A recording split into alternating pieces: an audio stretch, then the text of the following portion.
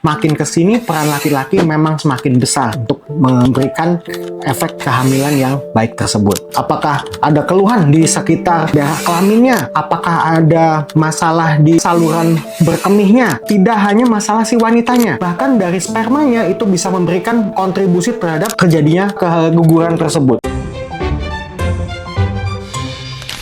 Saya mau tanya dulu nih ke My Bro dan pasangannya. Kalau ada My Bro dan pasangannya yang sudah menikah selama lebih dari 1 tahun, 3 tahun, 5 tahun, tapi masih belum punya momongan juga. Siapa sih yang biasanya mesti diperiksa pertama? Pasti kebanyakan istrinya dulu yang dibilang harus melalui pemeriksaan pertama.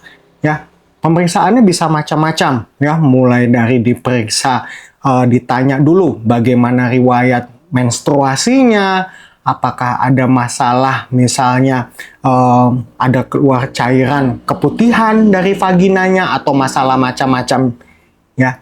Jadi tidak salah juga hal tersebut seperti tersebut dilakukan, ya. Teman yang sering kali terjadi adalah terlalu terfokus untuk mengetahui masalah di pihak istrinya, ya. Si pihak suaminya seringkali tidak diperiksa secara benar.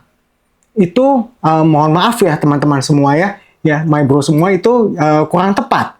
Jadi untuk mengalami suatu kehamilan, ya prinsipnya adalah seperti kita tahu itu adalah merupakan kerjasama berdua. Memang yang hamil adalah si pihak istrinya, tapi tetap saja peran dari pihak suaminya juga jangan dinafikan. Bahkan penelitian para ahli saat ini makin besar bukti-bukti ilmiah yang ada dari peran si pihak suaminya untuk terjadinya kehamilan yang baik tersebut. Ada penelitian yang mengatakan 50-50, ya. Jadi dari pihak istrinya 50, dari pihak laki-lakinya 50 kemungkinan keberhasilan kehamilan. Ada yang mengatakan sepertiga hanya istrinya, sepertiga hanya suaminya, sepertiga dua-duanya bermasalah. Macam-macam penelitian para ahlinya. Cuman satu kesimpulannya yang sudah disepakati bersama dari segala macam penelitian tersebut. Makin kesini peran laki-laki memang semakin besar untuk benar-benar terjadi memberikan efek kehamilan yang baik tersebut. Ya, jadi silakan siapa dulu yang mulai diperiksakan. Ya, misalnya si istrinya datang dulu ke dokter kebidanan, ya, diperiksa, ya tadi ya, diperiksa bagaimana haidnya, apakah ada masalah, apakah tadi ada infeksi, apakah ada keputihan dan lain-lain. Tapi jangan lupa, ya, si pihak laki-lakinya terutama pemeriksaan analisa sperma. Analisa sperma yang secara spesifik dikatakan yang disebut analisa sperma rutin. Ya, sebab nanti dari situ baru ditentukan kira-kira apalagi nih pemeriksaan lanjutan yang perlu dilakukan untuk si pihak suaminya. Ya, ditanya apakah ada keluhan di sekitar daerah kelaminnya, apakah ada masalah di saluran berkemihnya. Itu juga bisa mempengaruhi dari kesuburan si laki-lakinya tersebut. Begitu, ya.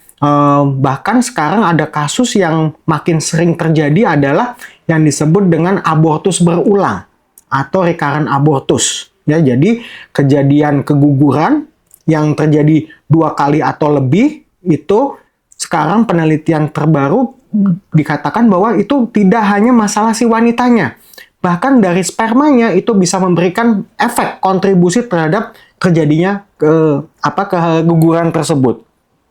Ya, terutama yang sekarang ini disepakati oleh para ahli hasil studi adalah materi genetik atau DNA sperma itu penting sekali untuk terjadinya pembentukan embrio yang baik untuk dikandung hingga sehat dilahirkan sampai dengan 9 bulan. Ya, jadi kerusakan DNA atau fragmentasi DNA yang terjadi yang besar fragmentasi DNA-nya itu bisa memberikan efek terjadinya keguguran tersebut. Ya. Tadi seperti saya katakan bahwa misalkan katakanlah si istrinya dulu tidak salah, ya, diperiksa, oh ternyata ditemukan masalah yang harus dilakukan tindakan, ya, jangan dilupakan si laki-lakinya bagaimana nih, ya, kita harus punya datanya juga, ya, minimal pemeriksaan analisa sperma, ya, walaupun dikatakan, dok, nggak pernah ada masalah, dok, saya sehat-sehat saja, saya ketika melakukan hubungan seksual juga baik-baik saja, kemampuan ereksi saya juga tidak ada masalah, tapi belum tentu. Ya, bisa saja dalam kehidupan sehari-hari, dalam kemampuan seksual ketika berhubungan dengan istrinya tidak ada masalah, tapi ketika diperiksa analisa sperma ternyata baru ketahuan ada masalah. Itu sangat mungkin terjadi. Ya, jadi harus diperiksakan walaupun ada tidak ada keluhan, tapi data analisa sperma itu sangat penting sebagai starting point untuk pihak suami. Ya, kalau di bidang kami, di bidang andrologi itu dikatakan sebagai cornerstone atau batu penjuru untuk bagaimana mengarahkan selanjutnya.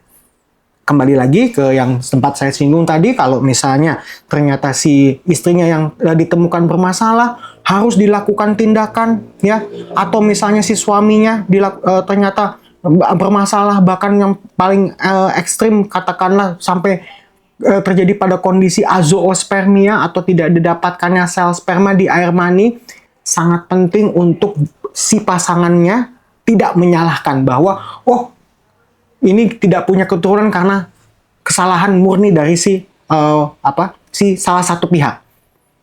Dukungan dari pihak yang didapatkan pemeriksaan didapatkan tidak bermasalah juga sangat penting sekali untuk kesembuhan dari pasangan yang bermasalah tersebut. Sebab sekali lagi, kehamilan adalah proses kerjasama dari kedua belah pihak. Begitu ya. Misalkan tadi ya, si pihak istrinya ternyata didapatkan miom yang mengganggu kesuburannya, harus dioperasi miomnya. Peran dari suaminya penting sekali untuk mensupport istrinya, menguatkan mentalnya dalam menjalani pengobatan, dalam menjalani tindakan operasinya. Demikian juga dengan seandainya misalnya si pihak suaminya ada masalah azoospermia, atau misalnya yang juga sering terjadi yang disebut dengan kondisi adanya varikokel, yaitu varises di kantong kemaluan yang bisa mempengaruhi kondisi spermanya, dikatakan oleh dokternya harus dilakukan tindakan operasi. Pihak istrinya harus juga mendukung walaupun istrinya tidak didapatkan kelainan, sehingga hasil akhir yang optimal akan bisa tercapai. Saya Dr. Adi, saya mengingatkan kepada my bro dan pasangannya semua, jadi saling mendukung satu sama lain, ya. Konsultasi dengan ahlinya, ya, dan bila memang perlu dikonsultasikan dengan ahlinya tersebut, mungkin akan diarahkan kembali ke bidang lain yang memang menangani secara spesifik kasus tersebut, dan saling mendukung satu sama lain sehingga masalah tersebut bisa ditangani dengan baik, dan apa yang diharapkan my bro dan pasangan sekalian bisa terlaksana dengan baik. Bila ada pertanyaan atau usulan dari my bro dan pasangannya semua tentang materi lain yang akan dibahas yang terkait dengan tema kita kali ini, silahkan untuk memberikan komentar di kolom komentar di bawah ini.